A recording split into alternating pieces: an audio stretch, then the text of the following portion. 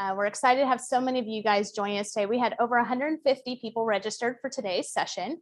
Again, I'm Diane Mashburn, Extension Instructor with the University of Arkansas System Division of Agriculture. Virtual Summer School is co-hosted annually by the Southern Region Program Leaders Network Program and Staff Development Committee and the National Association of Program and Staff Development Professionals.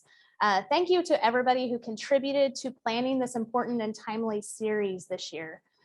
Today's session is Employee Onboarding and Leadership Development, and our presenters today are Marina, Denny, Associate Professor with Mississippi State Extension, and Lauren Ledbetter, Griffeth, Extension Leadership Specialist with the University of Georgia Extension. We also have two co-facilitators today assisting with Q&A. We have Julie Robinson from the University of Arkansas System Division of Agriculture and Denny Wolf with Ohio State University Extension.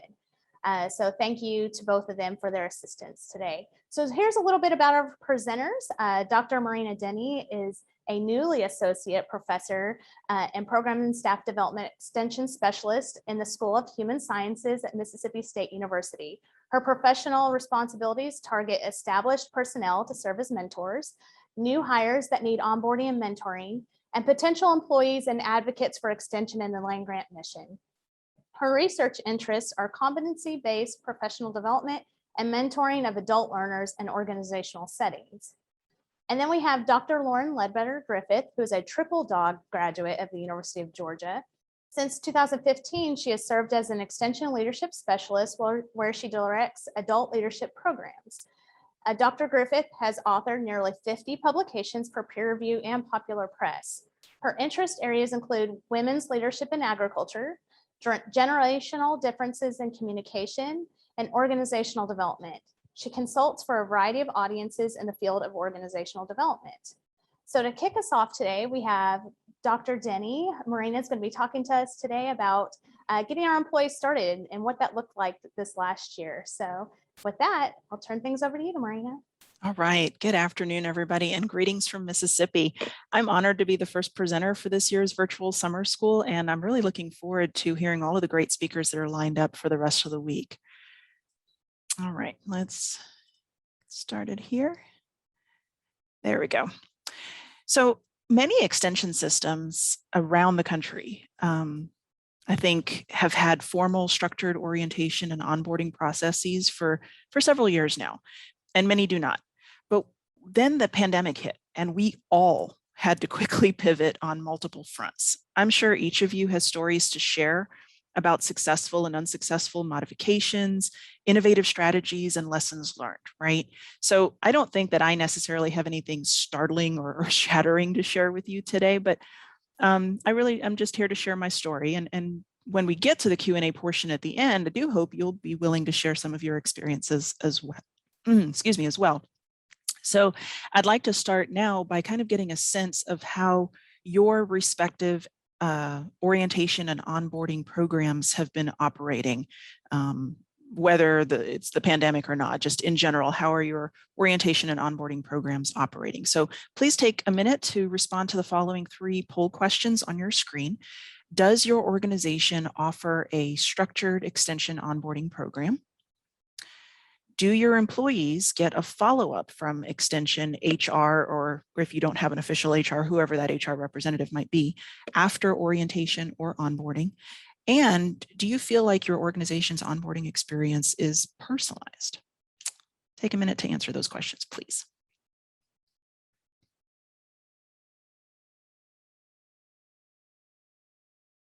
All right, Diane, can you tell me how we're doing? Sure. So let's share our results. So we had quite a few that their organization does offer structured onboarding. Okay. So 73% of folks say their organizations do. Okay, when it comes great. to follow-up, a little bit different story. So about 53% say there's no follow-up following orientation onboarding with their organization. And then does it feel personalized? About 47% say it does not. 26% say that their organization's onboarding does feel personalized, and some aren't so sure. All right. Well, thank you for that, everybody. And I appreciate everybody's input. So what I'd like to do now is let's take a look and see how we as a collective extension system compare with recent data from the private sector, right? So what we know from the private sector is that a quarter of private companies do not even offer a structured onboarding program for their employees. And of the 75% that do, more than half don't follow up with their employees afterwards. So it's basically a one and done scenario. And of the employees surveyed, they felt that the onboarding experience was more of a way to check a box rather than truly welcome and include them into the organization.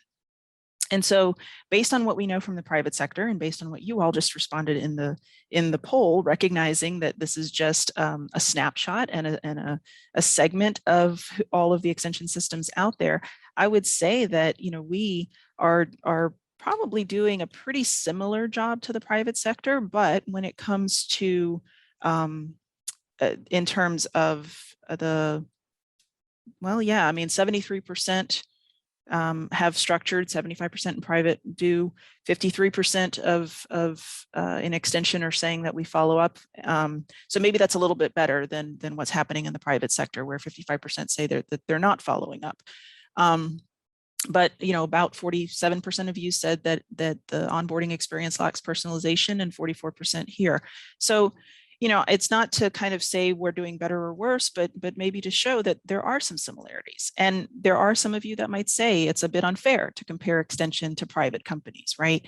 Typically, the private industry invests significantly more resources into having a robust human resources and learning and development unit, while many of us that are in the staff development realm of extension are often wearing multiple and sometimes seemingly ill-assorted hats for one reason or another. And that's just kind of the nature of academia. But I do think it's important to take lessons from the private sector in order to help strengthen our processes and avoid a potentially similar fate. Wouldn't you agree? Because when we think about it, just 15 years ago, right? And I'm dating myself here because I've been in extension longer than 15 years, but just 15 years ago, based on the research, employees would have waited at least 6 months before quitting. Now it's closer to 3 months. So the urgency to connect with employees within the first month or so on the job is even greater. And the workplace motivation studies of younger generations really stress that inclusion and a sense of purpose consistently rank in the top 5 reasons why individuals choose to stay or leave an organization within those first few years. So I do think it's really, really important. So let's jump to what happened here at Mississippi State. I've been in this role for 6 years now, and after a lot of meetings and planning and pilot testing, we formally implemented a new employee orientation for agents and one for faculty, and we also implemented a formal mentoring program for agents. The orientation was a 2-day face-to-face session on the main campus, and it was really the first official opportunity for folks to network and learn more about extension and their role in the organization. Even though several employees had been on the job for a few months when the orientation took place, it was just that first official chance for them to convene, to meet key personnel, to learn about important resources, and ask questions about their roles, right? We also have trained certified mentors who I refer to as veteran agents. They're seasoned and they have a lot of institutional knowledge. And we paired them with new agents from day one on the job. And we also provided recommended activities to do and benchmarks to meet at prescribed intervals during that first year. So at 1 week, 1 month, 3 months, 6 months, and 12 months, things like, what they should be talking about, how many times they should meet, different activities they should do, different places they should go, things like that. Onboarding now has been a work in progress for several reasons. To some degree, there just wasn't consensus on the topics that needed to be covered in this process.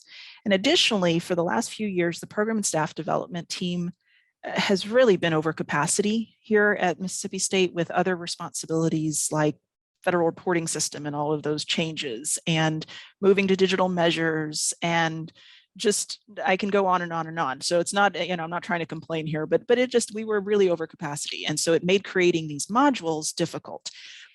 To add to that, we didn't have the internal technical support for Moodle, which was our only option for developing these modules until early in 2020 when the university, or extension, actually purchased Canvas as their official LMS moving forward. So that was a nice addition to our early 2020 resources. But about the time, because like I said, we've had these implemented for about 3 years now, and right about the time as we felt we were getting some traction and some momentum on all of these fronts, orientation, mentoring, onboarding, here comes the pandemic. Right? So in our state, hiring at the time when the pandemic hit was already slow and intermittent for budget reasons and a bunch of other things. And the pandemic really did us no favors on that front. So we couldn't justify, from both a public health perspective as well as a fiscal perspective, continuing with that face-to-face orientation. At the same time, we were in the process when the pandemic hit of transitioning to a 2 mentor to 1 mentee approach instead of that 1-to-1 mentor-mentee approach. And we actually based this on the success of our partners at the University of Georgia. So 1 mentor would be assigned to focus on the technical program area specific components of the new agent's job, while the other mentor would facilitate the new agent on the people aspect of the job, right? So networking, advisory committees, working with volunteers, understanding the social and cultural norms of the community as well as the organization, all of those kinds of things. And all the while, I was slowly working on building those onboarding modules as time and energy permitted. I mean, I really think that that's my Achilles heel, is these onboarding modules. But what happened was there were several other variables that surfaced during the pandemic that created tremendous uncertainty and anxiety among employees, and in particular, our agents and our off-campus personnel. Our administration had so many difficult decisions to make very, very quickly with little to no information or precedents on which to base those decisions, right? Our university president determined that the county extension offices would remain open in limited capacity to clients, as well as to provide free Wi-Fi for students, employees, and the general public that were now having to work remotely, because we live in a state where broadband access is not accessible to all. And all the while, the CDC and the state health departments are still trying to figure out best practices for masks and social distancing and exposure time and general risk. And on top of all of that, we were hearing, seeing, and living in the midst of widespread civil unrest and a pending presidential election, right? Talk about a lot going on. So despite being agents of change ourselves, a lot of the folks in Extension panicked when presented with all of these changes all at once, with seemingly limited communication and even less evidence-based information. So from a PSD, program and staff development standpoint, we decided to turn our attention during this time to developing a series of weekly webinars from about April 1st through the end of July on a variety of topics. We covered everything from workplace change and resilience to remote networking to program planning and evaluation in an online environment. We brought in presenters from within Extension as well as from other units at the university. The director for the Center for Distance Education spoke about remote leadership do's and don'ts. Members of our Extension Ag Communications unit offered tutorials on best practices for creating social media videos. And we even had representatives from our Office of Diversity and Inclusion to discuss the need for cultural awareness in our community outreach efforts. So ultimately, this last approach, or this last effort, created a space for Extension employees to gain professional development and feel like they were still being productive, even though they couldn't be teaching workshops or doing site visits with clients, right? Additionally, it helped to address some specific issues of concern that they communicated to me. I can't speak to my colleagues, but I did have several, I don't know what communication went on with my colleagues, but I had several Extension employees reach out to me and say, hey, this is really a concern. I'm worried about this. I'm feeling a certain way. Is there any way that this can be addressed? And so based on their feedback during all of these webinars and after the session finished, all of those sessions finished at the end of July, based on their feedback, it helped them to feel heard, even if it didn't solve any of their bigger problems. They said they felt heard. And we know that that's really, really critical. So where are we now? Our 2-day face-to-face orientation is now a 1-day live online Zoom event.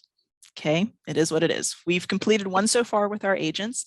We were instructed to pause for the one on faculty because we were going through a transition of several administrative positions at the college level and the division level. And so there were some communications going on between our extension director and those other administrative positions to try and merge more of the extension and regular university or traditional university happenings.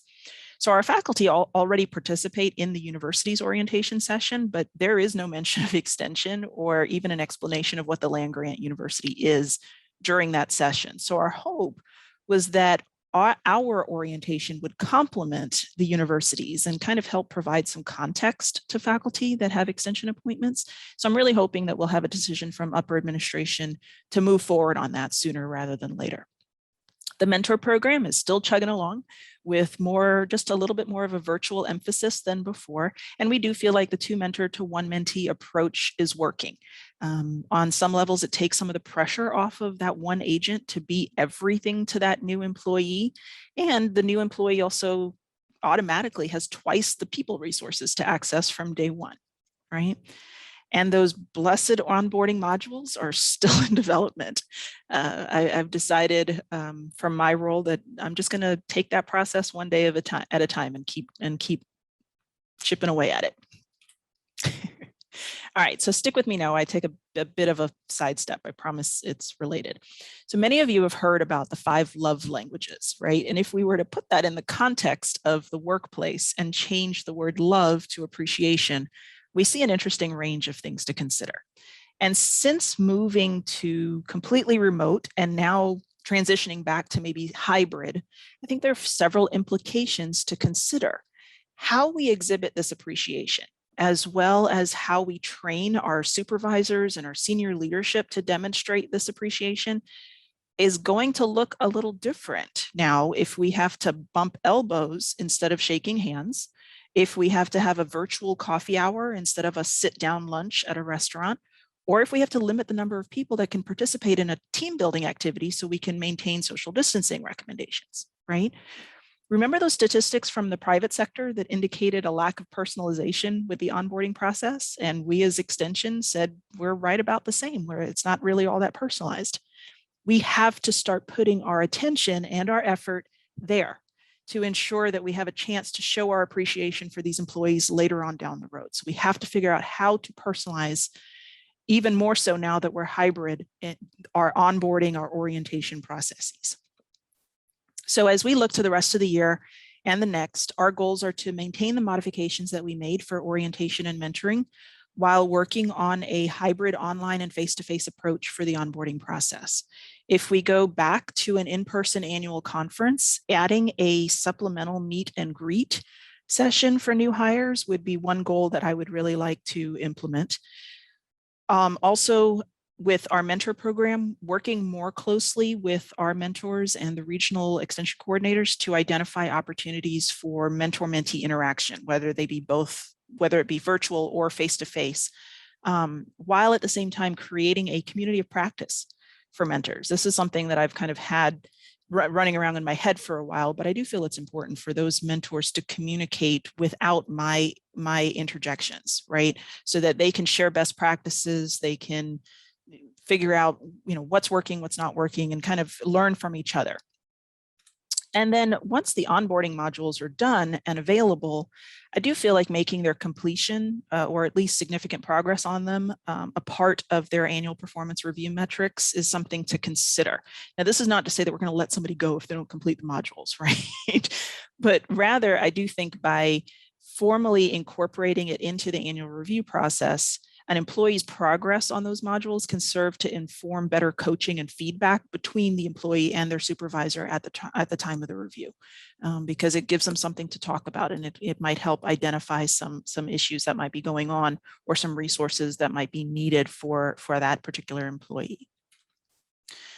Now, I can likely spend several hours talking about all of the lessons learned over the past 16 months, but I will do my best to sum it up here in a minute or two. I would say it's easy for me, and again, I can't speak for my colleagues, I'm just speaking for myself, to sometimes get hyper-focused on developing and delivering content to agents and faculty while forgetting that I can't expect them to engage in that content if there are other more pressing issues knocking on their doors constantly, right? And despite administration's best efforts to quickly make decisions regarding the pandemic, it I observed that many employees felt they were being left out of the conversation, and that really affected overall trust and morale. Now, this is not to lay blame on anybody. No party is to blame here. But I do think it's really incredibly important for us to acknowledge that on some level, it is the responsibility of senior leadership to conduct needs assessments with their own people internally, just as we ask agents and specialists to do the same with their clientele. Even with the urgency and the time limitations at play for decision-making related to the pandemic, having a finger on the pulse of the extension employees, especially the ones off campus, might have played a role in helping to increase transparency in this process and communication throughout the year. Okay. I believe it's highly unlikely that we will be going back to normal operations in the foreseeable future.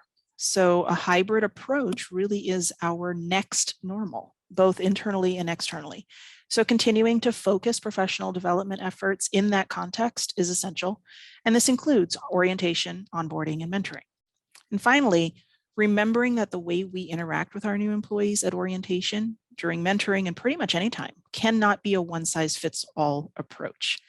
Developing a tailored experience and acknowledging others' language of appreciation is going to be critical to rebuilding trust, creating engagement, and hopefully ensuring that the folks we hire this year and moving forward are going to stick around for a long time to come. So with that, I thank you for your time, and I look forward to continuing our conversation at the end of the hour. Thanks so much.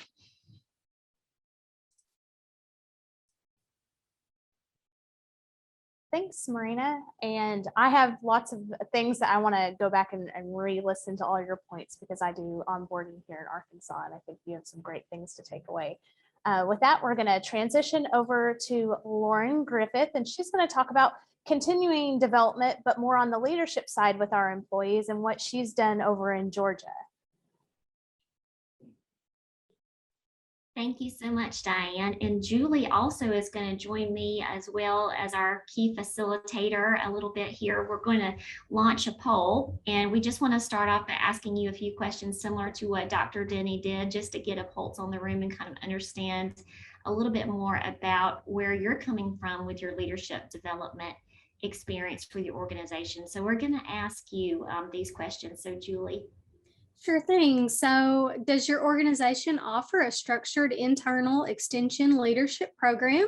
And you've got three real short answer options there: yes, no, or unsure. And then secondly, during COVID, did your organization pause or continue leadership development within the organization? And your options there are that they paused, they continued, or my organization does not have a leadership development program. And so that would kind of coordinate with what you responded in that first question of, does your organization offer a structured internal extension leadership program? So just take a few more seconds and please respond to those two questions for us. If your organization has a structured internal extension leadership program, and during COVID, did they pause or continue their leadership development program? And I think we're about done collecting responses, and then we're going to take a look. And so it looks about 42% of you that are participating today, your organization does not have an internal extension leadership program. And then 40% of you, of your organizations do. And about 19% of our respondents are really not sure. And then during COVID, we've got 36% of our respondents, their responses coordinate to that no response up there. But 36% of our folks that are participating today and their organization does have an internal extension leadership program continued. And then 28% of our folks today, their organization paused. So pretty good mix. Yeah, awesome. Okay, thank you for talking us through that. And, it's really interesting to hear a little bit more about what you all want to hear during our time today. So in addition to answering that poll question, I am going to open up the chat and see if you all can talk to us a little bit about what you hope to gain out of this session. So that is also something that I want to know. So for example, if your state extension program does not have a leadership development initiative going on, what is something that you might want to hear about today as we're talking about lessons learned from the pandemic and strategies that we want to employ moving forward? So I'd love to know about that. And for those of you that do, maybe there's something that's specific to you all that you feel that we could cover today. So would love to just have you populate the chat. There's no right or wrong answer, but just hearing from you is what we want to do today. And so Julie is going to synthesize some of the things that she sees coming in. All right, so Lauren, it looks like a lot of idea generation. Some folks, maybe for those that already have a program, but also some folks that want to get some ideas for even just initially starting a leadership development program, ideas for topics. And some folks are in the process of developing their leadership program and hoping to launch soon. And really, there again, a lot of idea generation for starting one, new ideas, new topics, new processes, and how to improve maybe some existing programs. And some folks are just curious about how other states are conducting their internal leadership development programs. And maybe Okay, what awesome. the new normal is. Yeah, let's talk about it, because we can today. We've got the space that you all have provided. And so I just really, like Dr. Denny, I'm super appreciative to get to be here today, because I have not engaged with this group as much. And so this is definitely an honor and privilege to be here and to talk with you all about leadership development and about extension, about the things that we are all really passionate about and what we learned through the pandemic. So, okay, so when we're thinking it through, leadership development and extension, like some of you all have mentioned that you all don't have leadership development programming, but I'm going to challenge you and say, I bet you do. I bet there's some type of leadership development work happening within your community of space. And so leadership development kind of is this big idea, in my opinion, what the work that we do. And there's so many different components of it, right? When you think about leadership, you think about building people. You think about building people within an organization. You think about training people. So a lot of what we do is very similar to the work that is done in any type of organizational leadership, team building atmosphere. And so within the University of Georgia, we're definitely fortunate we have our group of OLOD, if you've heard the acronym, Office of Learning and Organizational Development, okay? And so I work with extension leaders internal to the college in extension, as well as externally in public facing ways as well. And so what we've done at the University of Georgia is tied in our leadership development into this whole idea of program and staff development, which is what this group does very well. And so when we're thinking about the life cycle of an employee from beginning to end, of where they start, of where they may exit our organization, leadership development is something that happens all the way through, but especially after this person has been onboarded and they've been within our program for about 5 years. And the reason why we are waiting till 5 years to do a cohort experience is because we believe that when the employee begins, there's so many things that they need to do, they need to learn, they need to be about, they need to get their feet planted in before they kind of become immersed in this idea of understanding themselves as a leader. And then they'll understand how they fit within the organization as a leader. And so from a personal experience, I was with Extension the first time around for about 4.5 years. And then what happened to me, I didn't see an opportunity to advance. I didn't see this organization kind of growing me. So what did I do? I left. And then I went somewhere else for like 10 years. And then I got called home back to the place where I belong with Extension because Laura Perry Johnson came back and she said, Lauren, I need you. And I was like, okay, I just finished the dissertation and studied women in ag leadership and kind of been working in the private industry. And I thought, I want to come back because you're coming back, Laura, because I trust my leader. This is how important these leadership roles are. You believe in people, they bring you back, you know. And so I came back, and so with her, we became here. I were here for 5 years, but she had this vision of really beefing up leadership development for the college. So you're going to see two little bubbles at the end of this road. One is called Extension Academy. That's the cohort model for the people who've been here for 5 years. It is a very simple 3-session, 1-year program where we take people where they are. They have to apply to get in, but it's all about the self as a leader. And so we do have this like battery of assessments that they go through, the typical, the Myers-Briggs, the Thomas-Kilmann conflict style indicator, the change style indicator. We do not do colors there. We do colors earlier on, but we use colors. So there's about 6 of them that if you wanted to see a full map, I could show you. And then after you graduate from Extension Academy, you become eligible for Extend, which is our second peer leadership development. So this is all about the person within the organization of Extension. So we're taking these people after they've completed their professional growth plan, you know, peer coaching, mentors. It's amazing what we do in Extension Academy. We've taken them to Extend, and then they're going to be in a 2-year program. And at this point, they're doing peer projects with a group of peers. They do a SWOT analysis of the organization. They see where their project is going to fit in, what they can do to better the organization. And they actually put their leadership skills to work. And they're talking about Extension as what they can do at the university level, nationally, thinking of global. We did take the last class to Ecuador, where they actually helped Ecuador create an extension-centric idea of how they could come up with extension there in that country. So you can see that those two are upper level programs. And while we were in the middle of the pandemic, what was going on at Georgia was Extension Academy. We just finished Extension Academy. We were getting ready to go for Extend.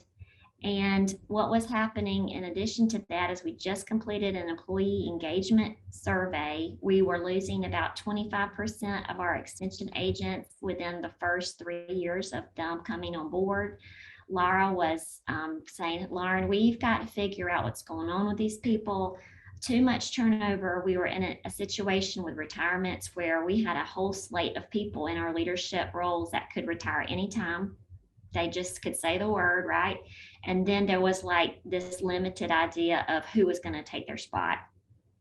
So we were in a situation, is what the way I felt about it. If you know, what are we going to do? Because leadership development is so important. And when our whole model had been built on face-to-face engagement, I was like, we're just about to have to flip this whole thing on its head. I don't know what we're going to do. So we started talking to people and asking them what we should do. And that was the best thing. We met with our alumni of all of our extension leadership programs. We met with our extension leadership team. We said, what do we need to do? How do we need to do this? And they said, well, we don't really know. And then I said, okay, well, what kind of outcomes do we need? And they said, well, we need resilient people that are empathetic, that are agile, that are feeling connected to the organization. So I was like, okay, well, how can we accomplish that? So we started thinking about things. If you're familiar with the 9-dot puzzle, like how do you solve this problem? How do you connect these dots? You're supposed to connect all 9 without picking up your pencil. That's the way I felt in the middle of this, because I had to rethink everything. And of course, the money situation was like, we're going to cut the budget. You have no money, right? Okay, it's all good. We're going to figure it out. So we just started thinking outside of the box. We're like, what can we do? We knew that we could do some things. Zoom, we had a Zoom license. We had a Moodle classroom. We had resources. We've got people at the university that are experts, expert faculty. Okay, we have peer-led people who can teach each other. So we started making this list of resources and coming up with what we can do. And that's what I'm going to kind of talk us through now. So we knew that our alumni needed to get involved because we really not leveraged our alumni network. And when I say alumni, I mean alumni of Extension Academy, of Extend.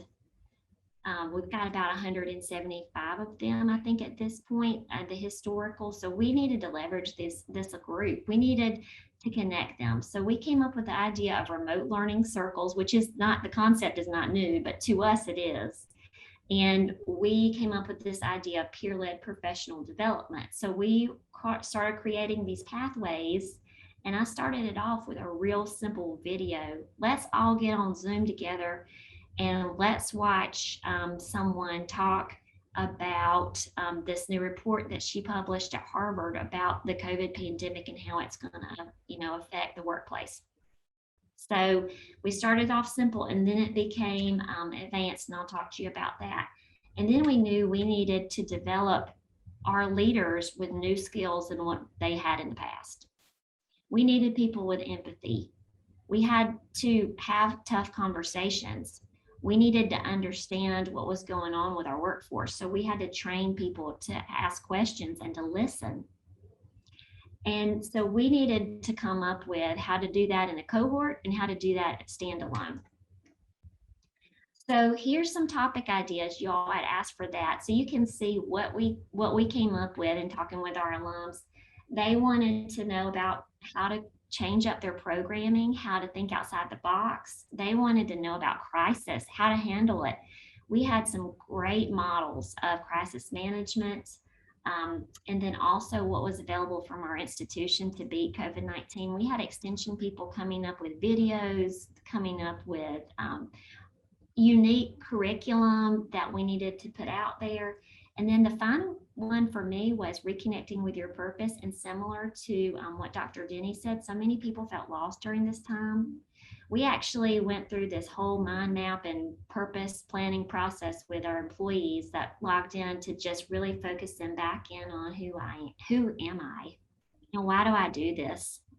And that really helped to strengthen their connectivity to the organization. And so back to Moodle, we had Moodle.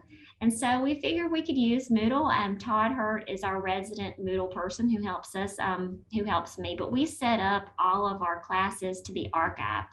So if you couldn't log in, what you could do is you could watch the Zoom asynchronous, then you could participate in some type of discussion on the chat room, and then you could also have the resources. So people did that. We had people register for the whole series of webinars that we offered for fall. We came up with another one for spring and for summer. And then we had people that would do like a one-off. I tried to encourage them to be a member of the full RLC if they were going to do it, because they could actually grow with their little cohort, throughout. But I just can't tell people no if they want to learn. So I just let them come on. That's me. And so what did we do during the fall? We had a race relations dialogue. That was an awesome session. People really started breaking down some things they were going through, and we were able to talk about that. And we had them write a philosophy related to leadership and race in the workplace. And then what have you read lately? That was super simple, but an awesome session where people came and they were prepared. They talked about what they'd read lately, a lot of Brene Brown going on in our group. And so if you know anything about Brene, she's just got a great way of helping us understand how to relate to people. And as leaders, that's just so important. I cannot stress it enough. So you can see we had a curriculum guide. We went through the whole session to help them feel prepared before they logged in so that they were planned and ready to roll. Some of our one-offs that we had, women in agriculture, science, leadership, and outreach, where we spotlighted a faculty member and had them tell us their personal story of how they decided to become a faculty member. And then they also talked about their research.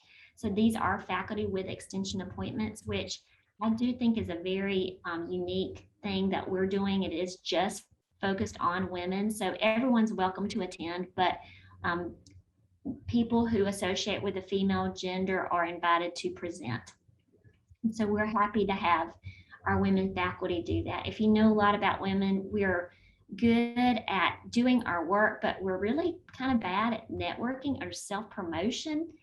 We don't like to toot our own horn, so to speak. So that is something that is a gender and communication type situation that we could talk all day about at another session. So those things we're going to try to continue. I think that the RLCs worked for us. The Moodle worked for us. The topics worked for us. The alumni enjoyed virtually being engaged. They're too busy to get together. They're like, I've been there, done that. I've done that. I want to kind of meet online. You know, maybe we would think about doing something face to face with them in the future, but right now we're going to go with the RLC. We loved that. So we are going to continue to plan our extend, which is rolling now, but with the ideas of pandemic leadership in mind. Okay, so what are we going to stop doing? So this is Lauren's live life lesson that we've learned. This is straight from an evaluation. Do not meet with me anymore virtually. This is a cohort-based leadership development program, the Extend program, which is rolling now. We had to plan it during the pandemic. So what do? We planned the first session that we hope we could do face-to-face social distance at Rock Eagle with the screens, the masks, everything. We're way in a distant.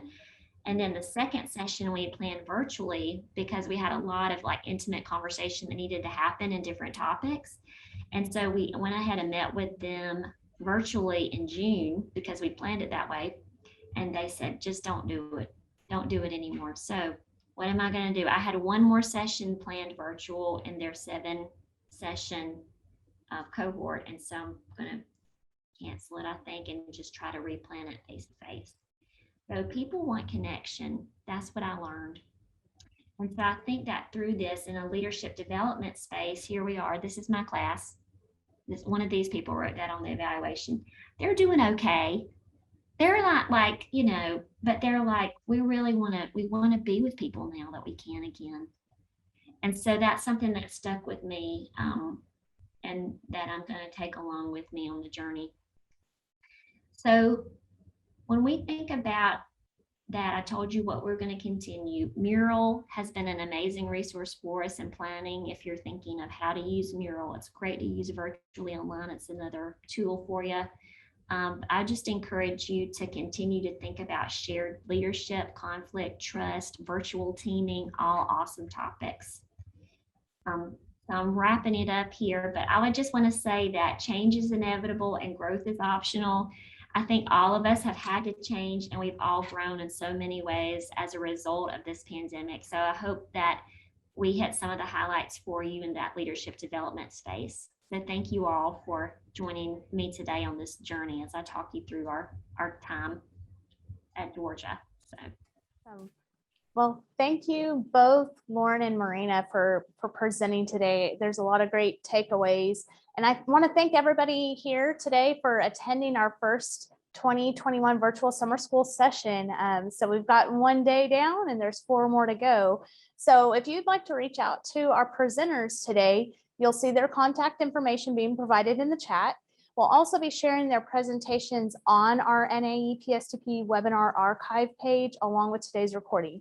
Be a little bit patient because we do have to edit recordings and transcribe. So it may be a few days before you see those things show up on the website. We'd also appreciate your feedback on today's session. And there will be a couple ways to access the survey. You can either access the link we'll provide in chat momentarily, or you can use your phone. So go ahead and pull it out now and scan the QR code that you'll be seeing in the closing slides in just a second. And to close, we do invite you to join us again for our second session on Tuesday with our Ohio State Extension Learning and Organizational Development team for their session on supporting employees through program development. So they're going to talk about that whole program development process from beginning to end and how they supported their folks in all the transitions that the pandemic brought upon us. You can visit the NAEPSDP website to register for this session or any of the remaining sessions in the series.